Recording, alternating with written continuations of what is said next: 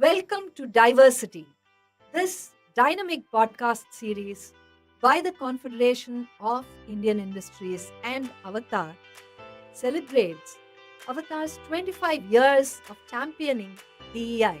With fortnightly episodes, Diversity takes you on a year long journey. You're going to have one episode every fortnight through the expansive, beautiful landscape of diversity, equity, and inclusion.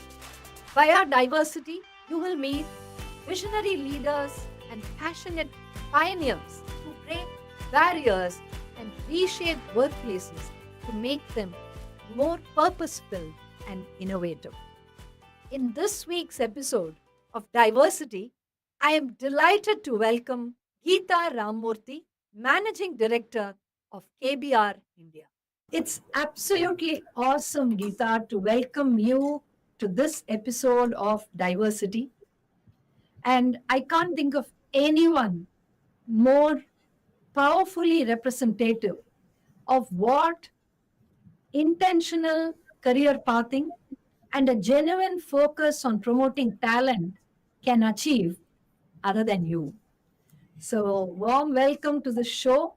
And I'm going to just get started by asking you the question which has been on my mind for a very long time, especially because we have interacted with you so often, so many times, and you have been this incredible champion of diversity, equity, and inclusion. And you have like literally, thrown your weight behind making sure that these concepts are really absorbed by people in very different forums. So I'm going to begin this podcast by, first of all, welcoming you and by just jumping the first question on you, which is what has made Geeta Ramamurthy? Thank you so much, Dr. Soundarya. First of all, I must mention that I feel extremely grateful and honored to be a guest, to be featured in this podcast series. I've watched the first two and they are just absolutely, insightful and so authentic. So I feel blessed. Thank you for that. And diving into the question, this actually sets me up on a nostalgic path, nostalgic journey. So when I grew up in Chennai, I'm originally from Chennai, born and raised in Chennai, and my mother also was born in Chennai. My son is also from Chennai, so we are a proper Chennai family. And I was born into a proper, middle class nuclear family, and my father was a cost accountant, a professional who wanted to pursue a CA, but for certain reasons, he did his CWA. And my mother, a homemaker. And when I grew up, the one thing that they kept reiterating to me was, you focus on your education and you have to excel in your academics. And I took that really seriously. So for me, the goals were almost like nearer to medium term. Always wanted to excel in studies, focused on that, and didn't have too many distractions. And I want to mention that I grew up as a timid girl, mostly focused on studies initially. And I started off in a local neighborhood school in close to our home in Mandavali, Satya Sai, school, which was run by a family. And, they focused not just on academics, but also on cultural aspects, art, music, and dance.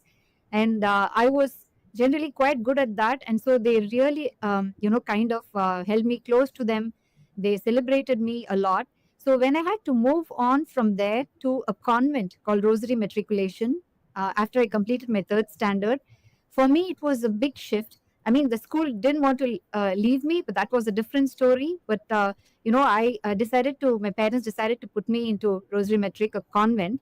For me, that was a big change, and I realized, looking back, what a tough journey it was for me, tough shift, because I was used to studying in a small school with few children, and for me, even going to a school where there were hundreds of students and four sections for each standard was a huge change. And I was pretty shy and also quite timid. I was intimidated by this change. The only thing that actually helped me overcome that was to be able to excel in academics, because I noticed people used to kind of make fun of me, saying, why is she so shy, why is she so quiet? They used to bully me a little also. And then when I started excelling in academics, I always started to stand within the first five ranks, and then I came first, and then consistently held on to that. People would want to be friends with me, so that was one tipping point for me. It helped me evolve as a as a person as well, gain confidence, but also it reaffirmed my belief in excelling in academics. So this was something that really helped shape me as a person, focusing on academics all along initially. But that was not all. Since I was a gifted singer as well at the time, I was also popular for going up on stage and singing during events. And my classmates used to also motivate me and encourage me. So all of these really helped me evolve as a more rounded student. And then the next phase was really when I completed my 10th. I was blessed to get a state rank. I was third in the state. And well, actually, that was in 12th. Sorry. In 10th, I was actually having to decide whether I should pursue, science or commerce. And my father actually took that decision for me. He said that you can do engineering, you're good in maths and physics, you can do biology, but I think these two professions are going to be quite demanding. And that was his view of the world. So Oh, he said that I feel it will be great if you take up commerce and then become a chartered accountant, and then pursue that career. I didn't have any specific fixation about doing anything at the time. I was open minded. And I said, okay, my father is guiding me. He knows what's good for me. So that's how I got into commerce. And then in 12th, I got a state rank. And then from then on, I pursued BCom, and then I went into CS. So reflecting back, I think my personality also evolved through the process to becoming more confident and more self aware of myself. But having said that, when I went into the corporate world after completing my CA and ICWA, I had shorter term goals. I mean, I wasn't able to envisage what I would be in 15, 20, 25 years' time. I just told myself I should keep learning, I should keep improving. And it was a discovery, a journey of discovery for me. And for me, at every different stage of my career, I had different milestones to achieve. Initially, it was about doing my job well when I started out in finance in Ashok Leyland in Chennai. And then after a period of time when I felt that I have to explore industry beyond beyond manufacturing, which is what Ashok Leyland does. Uh, at that time, merchant banking or investment banking was big, and also financial services was big. So I decided to change my job and move into financial services industry. I spent a few years there. It was a tremendous experience to be a part of, initial public offers, working with SEBI and financial institutions. So that helped broaden my expertise in finance. And then I didn't stop there. After that, I actually did a stint with Stockholding Corporation of India, India's first depository participant. Again, dematerialization of shares, or today what we call digitalization, from the physical form was new at that time. And actually, Stockholding Corporation was leading that change. So being part of that was again a fantastic experience. So up to this point, I had touched different facets of finance, and then came the change where I had to tag along with my family and move to Singapore when my husband got a job in Singapore. Again, it was a cultural shift, it was a cultural change, but Singapore having a large contingent of Indian population, the change was not hard. What was difficult for me was when I started working there, there were people from different races, basically Chinese, Malays, constituting a majority, and Indians, but also others. I wasn't able to grasp Singlish as they how they speak English. I actually struggled to understand. I said, can I even successfully work here? Because I'm not able to understand the words they say, even the bankers and others. But again, it was a journey. It was a journey of learning and then self assurance that I can do it. So at every stage, Dr. Soundarya, it was about reflecting on what are my challenges? How can I do better? It wasn't a bed of roses for sure, but I was game for it. I was resilient. I mean, I must say this. And in some situations, I also had tough pauses. Sometimes I also felt a bit insecure during that process because I was working in a different country. But I think the inner strength comes to the fore at the time, the self belief comes to the fore. So that really helped me to overcome those challenges. And my goalpost kept slightly shifting, every 2, 3 years to yeah. where it is today. Yeah. This is, Ita, I think you were so beautifully articulated, painting the picture of that young girl, first of all, that little child who is in that very comfortable, cocooned atmosphere where everybody, is rooting for her and providing her all the impetus to shine. And then she moves to the bigger school and she unleashes the only weapon that is in her possession, which is her talent and her hard work to gain acceptance. And then moving on to the field of finance and exploring all of this, and then moving to a new country where, very clearly the acceptance wasn't so easy. It's just magnificent. Thank you for sharing, with all humility and vulnerability, your journey till now. I have 100 questions that were popping up in my head as I was listening to you. But couple of questions which I definitely want to ask here. You are among those, archetypal women who have really utilized their talent, their intentionality to move from one stage to the other. It's a very straight and narrow, it's a very predictable thing. Even though you wouldn't have goalposts or you didn't have something that you're working towards, you are in the here and now, and you were putting in your complete effort, but it was still quite a linear kind of a formula. Meaning, this is the input I bring into the situation, which is my hard work, my talent, my intelligence, my intentionality, and this is the sort of result that I can expect. And in your case, those things actually trained you from one stage to the other to believe that these inputs will deliver this kind of an output. But I know, Geeta, in your leadership journey, it hasn't been exactly that. And leadership is so unpredictable. It takes you to a arena where 100 things are, coming at you. And it is not with a complete sense of control and confidence that you can say that what you put as an input is going to deliver the same kind of output.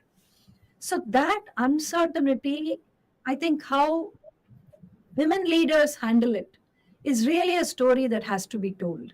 And I just want to kind of, ask you to share your opinions on how it feels to be one among the very few, a handful of women who are holding the top job, the C-suite job as managing director of KBR, where I'm sure things aren't so linear or predictable, where things are hardly the kind where you can say that, I'm intelligent, I'm hardworking, I'm gifted, I'm I'm a multitasker, I'm good at various things. And if I bring this to the table, that's sufficient. So I want to really ask you, in what way has this understanding of your persona and what you are changed when it came to leadership? Absolutely. What a nuanced question, Dr. Saundarya. So, like I mentioned to you, I didn't know where I would be in 25 years' time when I started my career. And when I really decided at that point in time that I am aspiring for this North Star and I'm, going to do this come what may, there are two, three things of my personality that really helped me to, stay focused and go with full guts. So, that is self belief. So in the journey of moving from one company to another, but also one kind of dimension to another in my career, I realized that continuous learning is going to be key. And secondly, having that self belief that first of all, let me understand what the problem is, let me understand what's holding me back, and how do I really overcome those challenges. So that sort of belief that I can do it has certainly helped me, because in different phases of my life journey, I have been through multiple other challenges, some personal as well. So, for example, I just want to share on this again a moment of vulnerability. So, my mother actually, she is a depression patient. Depression is a mild word. So, she has a psychotic condition, and it's been there for many years, right from the time I was in my plus two. And it was not easy for the family to cope with that. My father and my brother and us as a family. But that taught me resilience. That taught me courage. That taught me that you have to believe in the power of positivity. So even as a leader today, when you ask this question, being in this responsible position, I know it's nothing is predictable. You have to remain vigilant, but you also have to remain adaptable, and you have to believe that if there is a problem, there will be solutions around. So trust in that, believe in that. Positivity is something that I learned through all this, because hope and positivity definitely will not let you down, coupled with your own efforts, your own sincerity and diligence with which you're trying to solve the problem. I mean, I'm trying to oversimplify it, perhaps, Dr. Soundarya, but this is truly how I think I deal with, issues that arise. I deal with the unpredictability that is around us. We can't have all the answers. If we, as humanity, have coped with a black swan event like COVID, none of them predicted this, and none of them knew how it would actually manifest. But we all dealt with it. So it's about being prepared for the unprepared, based on your own belief, your own resilience, and staying positive and making sure that you don't lose your will to succeed. Thank you so much. And I've often wondered, Geeta, where that absolutely indefatigable sense of energy, that unbounded optimism, and that ability to say yes to most things, which you demonstrate as a leader, as a client of Avatar, as a key industry figure, as somebody who speaks at so many forums and does so many things. I've often wondered where the source of all of this energy is. And I thank you for sharing with so much of vulnerability, everything that you said. And this also answers the question in my mind, which I've often had. um, I find that you really bat for the underprivileged, the underrepresented. You bat for people who need to be given a voice. You bat for people who require to be, for their stories to be told. Uh, you really look at the world and you look at society and you say, what can I, as an individual, as a leader, as a professional, do to make this change and make this society more inclusive? And I'm finding a lot of answers in your story, in your experience, in what has shaped you to be you. But this question about DEI is something I have to ask you.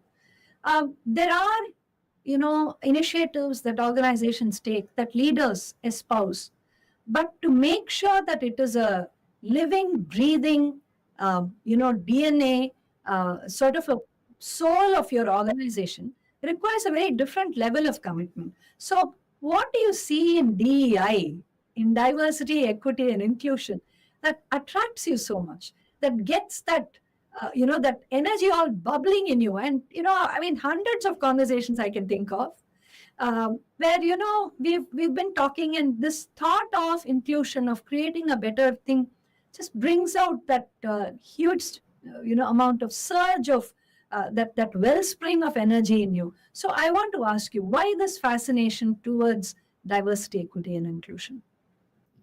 So it's again a profound question, Dr. Soundarya. And it's very true that I strongly, believe in DEI. Again, talking from my own personal experience, I have seen that, you know, over the years, if you start just with gender and just with women, the amount of opportunities or lack of opportunities that women have, seen. I personally have felt that I've been, sometimes in the past, maybe few years in the past, I probably was one of the very few women leaders or the only women leader around the table, and where my voice would get drowned in the din of, the conversations that our male leaders around the table would have. Few other instances where, you know, the right opportunities were not offered to women. Some of these could be my colleagues, where there was a presumption that no, she wouldn't do that. I don't think she'll be able to take it up. I don't think she'll be up for travel.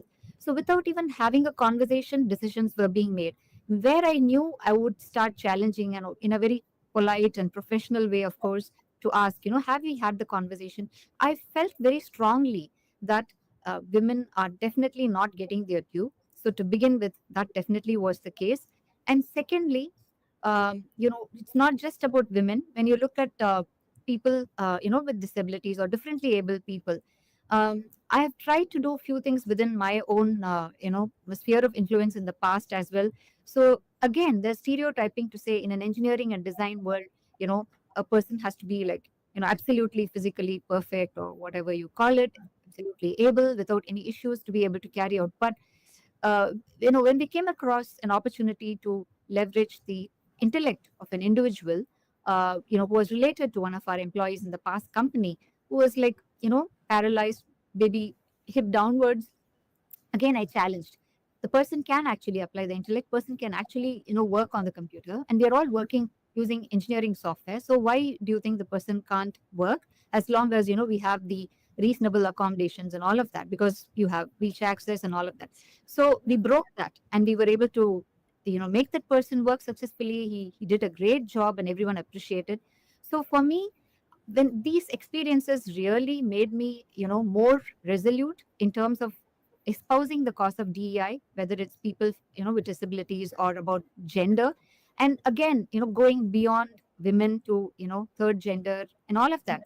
What I always talk about is that, at least let's focus on three simple things: Mhm. awareness, acceptance, and advocacy. Be aware, be aware of why we need to look at diversity and, Mhm. equitability. It's about being more human. It's about being a compassionate human being. So that deeply resonated with me. And I started to, apply that in the role that I'm taking on, where I see less women are represented, less people from diverse backgrounds are represented. And the same goes for people from underrepresented sections. I noticed, one of the women who was doing a different job, from maybe the housekeeping group, but she Mhm. had a degree and she had the intellect to do a different job. So we put her through an interview and she actually came out in flying colors. She was not able to get the right job earlier because of the family circumstances and because of the fact that, she didn't have the right people to support her. So I think each of these experiences made me more naturally, keen ambassador of DEI. Yeah. Thank you. One of the things I've noticed about KBR, and you should also kind of share your thoughts about it, is that, and this goes for your team, this goes for your leadership team as well with whom we have interacted. There is that genuine sense of purpose when it comes to picking up any initiative that you wish to do in DEI, and I think that's where that line between doing it so that you're creating a better employer brand, or you're creating a piece of a media news, or you're creating a photo worthy opportunity, to actually doing something not for tokenism, not for the fact that it gives you some other benefit, but for the fact that it actually reaches the intended person for whom it makes a big difference. I have seen this constantly in the case of all initiatives that you take at KBR. Um, I just want you to speak a little bit about how can that be done, because as a leader who has full control over the P&L, and who has to actually deliver certain outcomes in certain ways, for you to say that I'm going to do this with the intent of what it's able to deliver to the end beneficiary, and not look at it in any other way, how do you make that happen? Yeah, I mean that's really something that we need to do very mindfully. I think, Dr. Sundarya, because you're right. Sometimes it can just be something for us to post on social media or just talk about, share with friends. But truly, you have to believe in that power of what you're doing. And I think we all have to recognize that if we are able to touch lives of individuals in the process, um, you know, remove blockers, enable some careers to blossom, the feeling of satisfaction that gives is paramount. And I think that's what I try to encourage the leadership, the wider leadership team, to recognize. So Mm. starting with the usual training of unconscious bias, being aware of that, and then why DEI, how is it going to help us as a business, but also how is it going to help us as a community, as human beings. So Yeah. this is the constant thing we try to do. But more often than not, I think people have started to recognize the power of diversity, because the innovation that we have started to see at work is phenomenal. Ah. And Oh. the workplace has become so much more vibrant and so much more positive with the diverse workforce we have. So it really helps, that feeling of teamwork and collaboration thrive by having more women at the workplace, by promoting people from different backgrounds. I think people are starting to see the value beyond tokenism. And it's also about leadership walking the talk, Dr. Soundarya. We did few things, setting up ERGs, employee resource groups, which bring Yeah. women to a common platform. Yes. Yes. But over and above that, we also have to consciously pat on the back those male allies who do a good job, who remove blockers for some of their women, who nominate them for key projects, who nominate them for key initiatives. So those are some things that have really worked. And I think there's now a natural progression towards, really putting DA as a completely a central value of how we run our business here.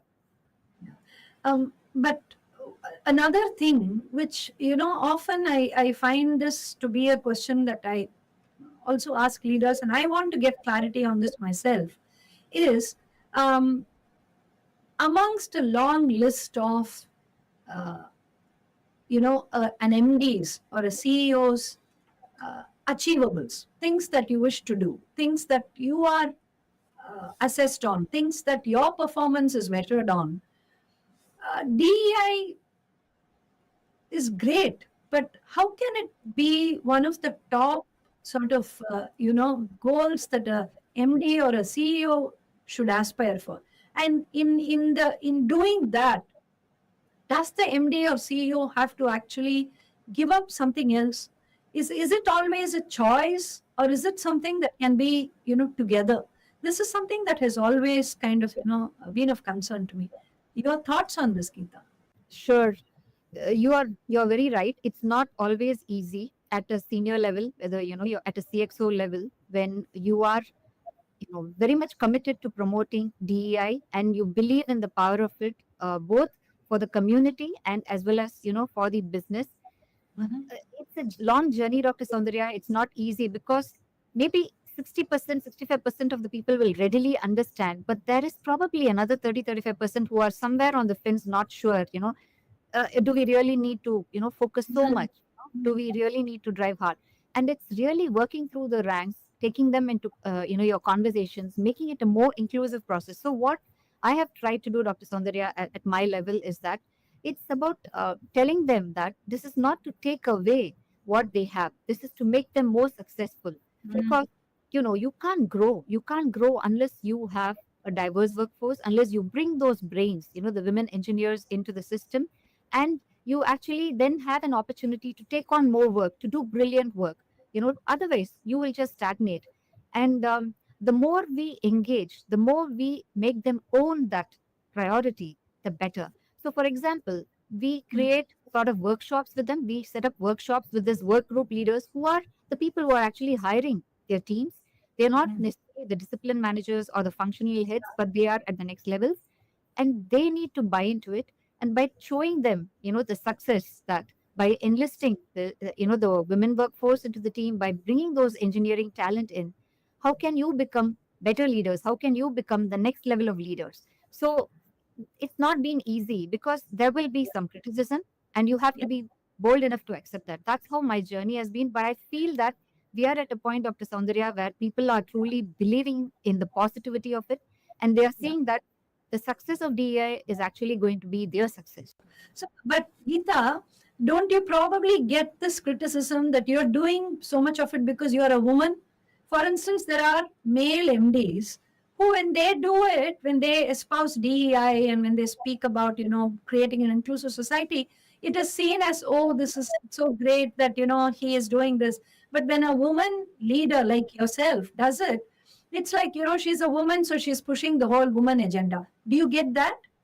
Yeah. Definitely that is there, Dr. Soundarya. Definitely that comments, those comments are there. Because she's a woman and then, she is supporting women, it's a good time for women. So those kind of comments have been there. But, you know, you sometimes you have to be intentional, like you said about it. And I say, my answer to them is, even now we have maybe, 25 or 30 women for every 100 men out there. We are not having 50 still. So there's Yeah. still a journey. Show me the numbers, show me that we are having a level playing field, and then Yeah. we can stop, you know, putting more pressure on the teams.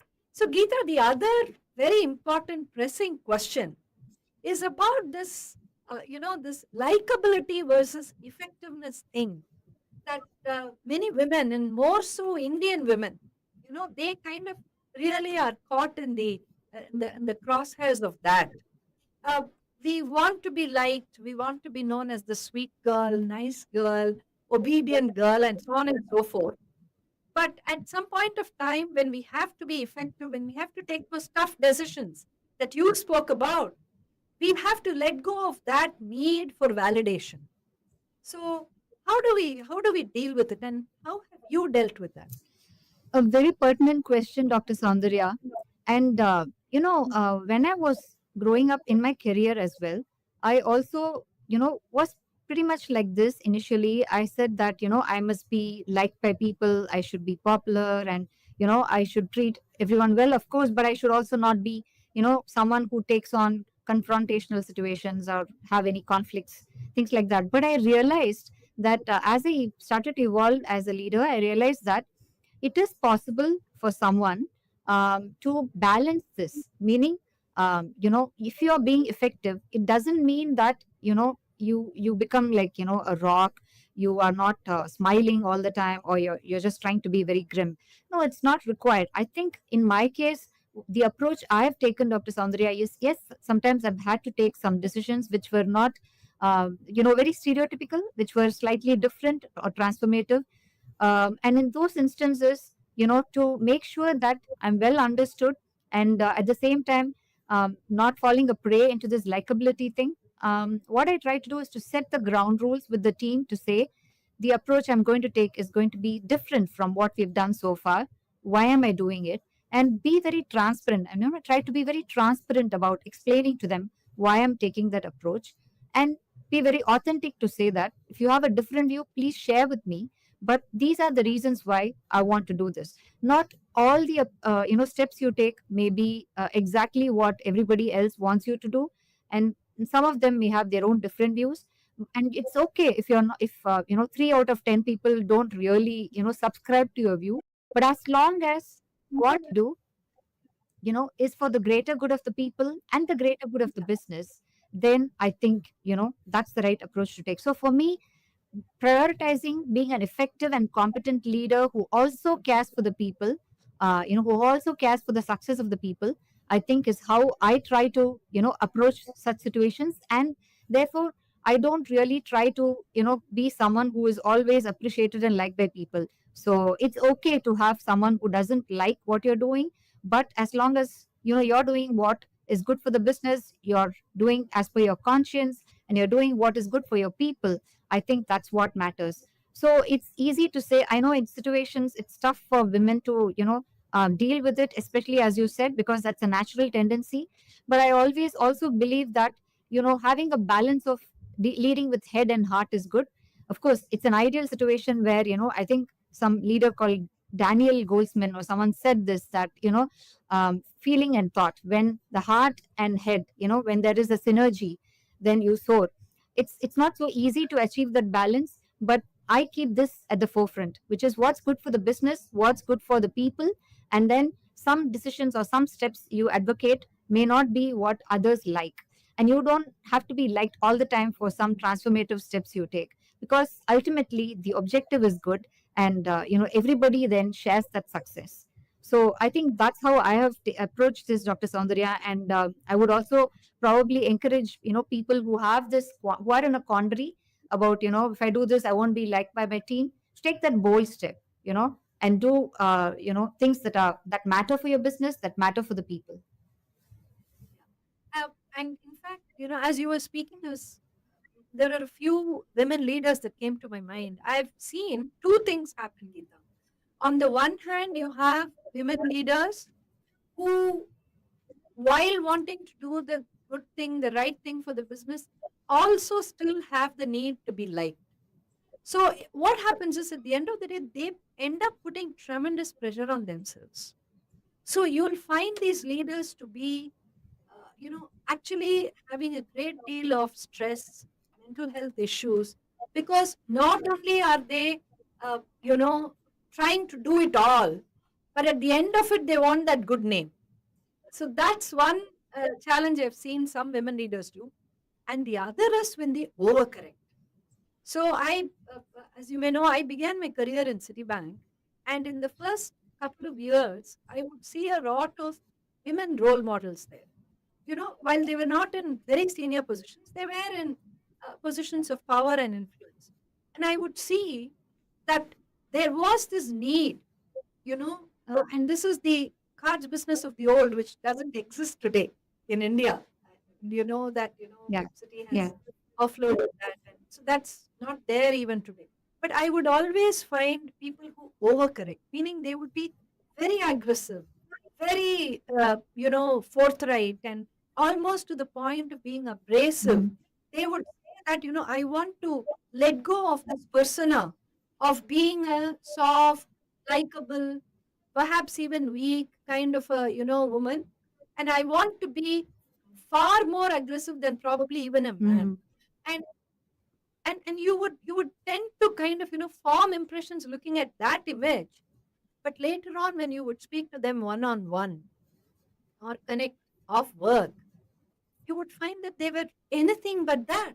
And it was a camouflage. It was a sort of a battle gear they were wearing in order to present that kind of a picture. So uh, I feel today's, millennial women and Gen Zs too go through this pressure a lot because they are getting all of these inputs thrown at them from every direction. Geeta. They hear from, people like us. They hear from various social media influencers. They read books, they listen to other, podcasts and so on. So, what would your advice be to the young millennial or Gen Z woman professional when she is caught in this conundrum, as you described it earlier? Yeah. So I think one thing I want to mention before I directly answer this question, Dr. Saundarya, is having shared some of the tough issues that I've faced, and having expressed that we've always struggled with this double bind. Today, the evolution of DEI is a little more mature, and I still think in maybe 20 years back it was a different story, but today there's more space for women to be able to express themselves without too much fear of retaliation in relative terms. I'm not saying it's a perfect world, but in relative terms. And there's an awareness and consciousness. So women of today, at any cost, they should be their authentic selves. So they should not, put on a persona which is not their true self. That's not the point. The point is, when we talk about them being effective, it's really not trying to align with the erstwhile societal expectation or stereotyping to say women should be very soft spoken, very submissive. So it's really defying those artificial constructs, being their natural selves, being their self confident selves, and be able to take a more balanced approach to say that when it calls for a clear definitive action, I take an objective view, I think through, and I, apply my head, and I take this. But at the same time, I don't let go of my strengths, which is being empathetic, being someone who is emotionally intelligent, and being someone who is responsible, also for the well-being of my people. So in the instance you said, where some women go to the other extreme of becoming super aggressive, which is not their true self, because they think that's the only way they can succeed. So that's not definitely going to be of any value. They should still be their true selves and only get better in terms of being assertive, in terms of being objective about how they lead. Otherwise, I think they will just be fooling themselves because they can't sustain it. And today's millennials, I think they are more bolder. I mean, they have more space compared to maybe the previous generations. So I think the advantage they come with is that there's a lot more information they have, but also the disadvantages, which advice to take. My view would be to still always be their authentic self, do things better if they're not able to assert themselves, and do things better if they're not able to kind of stand their ground, and be comfortable with some people not validating what they're doing, as long as they really know what they're doing is for the good of the business, for the good of their family, whatever it may be. So I think that self confidence and that self belief anyway has to be there, but they should not change their persona. The true self, authentic self, is something that they cannot compromise on, because that's the only way they can really succeed in the long run. Super. Geeta, this conversation could just go on and on. And every time I have you with us during any forum, I just walk away amazed at what you have achieved. I mean, I was just looking at your profile and innumerable awards. I think every body, every forum that celebrates women in leadership, that celebrates women, especially a woman managing director of a GCC, who has actually grown the business and the team in a manner that's quite unprecedented. You have won such a lot of awards and recognition. And for all of that, the kind of extreme humility, groundedness, the kind of, gratitude filled behavior that you exhibit in any kind of situation, that really makes us feel so glad that we have you. And, really hoping that you inspire many, many more such women, to kind of really come up the ranks. We have come to the last segment of our thing, which is the rapid fire round, and I have three quick questions for you. So I'm just going to go ahead and ask you. The first question is this: you come from a hardcore engineering, manufacturing GCC, where clearly, women being a part of it is something. It's a challenge that everyone collectively is working on. But other than that, what being a big misconception about your industry, you think? So I think one big misconception is that the engineering and oil and gas energy industry means that people have to work in very tough conditions, and there is, the kind of work you do is not attractive. It's going to be more physically demanding. So that's a big misconception. We have evolved so much today, and everything is done through data and digital. So the kind of careers one can have is as good as the kind of career somebody can have in a software engineering environment. So it's phenomenal, and that's a big misconception I want to kind of demystify. Super, super. Thank you. The next one. This is a interesting thing which I would really like, to ask you. Um, you described your childhood and your, schooling and then moving into college and then into CA. At that crossroads, when you had decided on commerce, as per your dad's advice, then you moved into the rosary, then, you came state, you got a state rank, and then you went into college. Before you stepped into industry, do you think there would have been a piece of advice that you wish somebody had given you, which maybe would have made you do even better than now? Most certainly, Dr. Saundarya. I think if one piece of advice I had received at that time, that would have made me kind of achieve some of the things that I achieved little later in life sooner, which is be courageous to take risks. Do not be afraid of risks, and do not be afraid of failure, because I think those are two kind of key pieces of advice that can change the course of someone's career. And I wish I had received this advice much earlier, in my life. I would have taken some of those risks, gone out of my comfort zone even earlier. So true. Thank you for sharing that. I think, our parents, mentors, anybody who's a well wisher, they want to protect us. So they kind of, constantly tell us to kind of go slow, not take too many risks. And that's the message that women especially keep getting. Whereas probably men get, other messages saying, no, go for it and so on. So it's very true. And I'm glad you're sending this message out to our audience, so that the women amongst our listeners will actually take up that message of, taking those big, bold steps. My final question to you, as a leader, as a managing director who's done quite a bit to further the cause of inclusion, what do you think is the most significant barrier to inclusion in our society? Sure. So, amongst a number of factors that are, kind of barriers to inclusion, I feel the most important one is attitudinal, which is really, sort of the outcome of societal conditioning and stereotyping and deep rooted unconscious bias.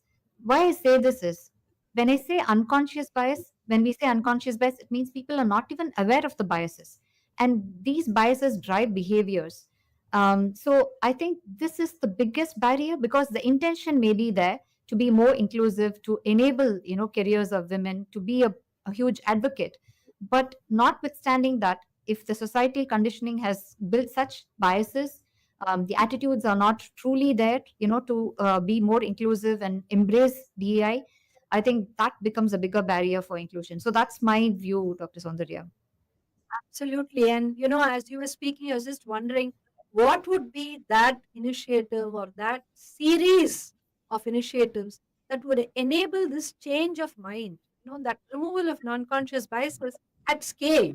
See, there are several other organizations which are doing this.